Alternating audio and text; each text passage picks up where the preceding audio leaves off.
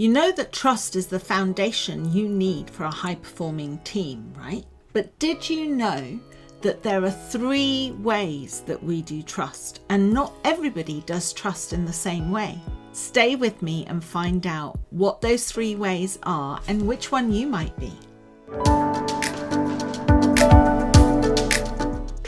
My name's Sonia Gabira, and as a leadership and success coach, my aim is to help you become the leader that you want to be and that we all need, and have some ease and fun along the way too.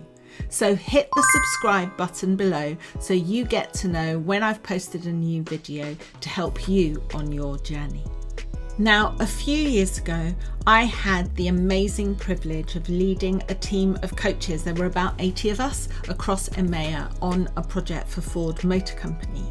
And I can hand on heart say that one of the things, or the key thing really, that made that team so successful was the amount of trust that we had as a team and in each other. Now, was it tested sometimes? Yes. It was. Did we sometimes have to have some difficult conversations? Absolutely. But it was definitely trust that made it successful. And we had some ground rules and we had some ways of working that made sure that actually that trust grew and that we could tackle any of the issues that came up along the way. Now, we don't all do trust, however, in the same way.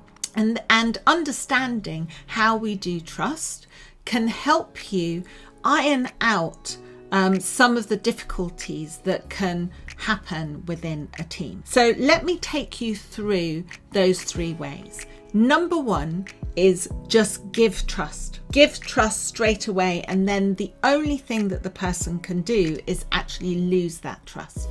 Now, this is the way that I do trust, and it's not quite blind trust. I use my intuition, and my intuition seems to be made up of maybe an assessment that I make at some level of your ability, what I believe your intention to be, and reliability, with a focus for me, I think, on intention.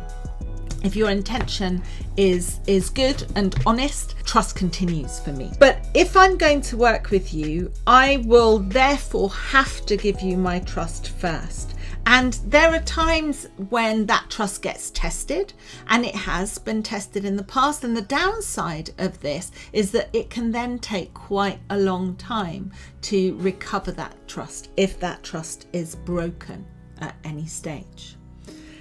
The second way that people do trust is to observe somebody or have somebody deliver stuff a number of times. So say you give somebody responsibility for a project and then they deliver on that project. You give them responsibility for another one, they deliver on that project. You give them responsibility for a third one, they deliver on that project. And then because of that reliability, you then trust them. So that's another way that people do trust. So the third way that people do trust is over time. It's sort of based on the trial period that you might have at work. So you might have a 3-month trial period, and over that period of time, then the person works with you, relates to other people in the team, delivers on a number of things. So it's an opportunity for you to really get to know them, get to know their intention, get to know why they're doing things, and figure out how reliable they are. Now, there isn't a best way to do trust. These 3 ways are perfectly valid.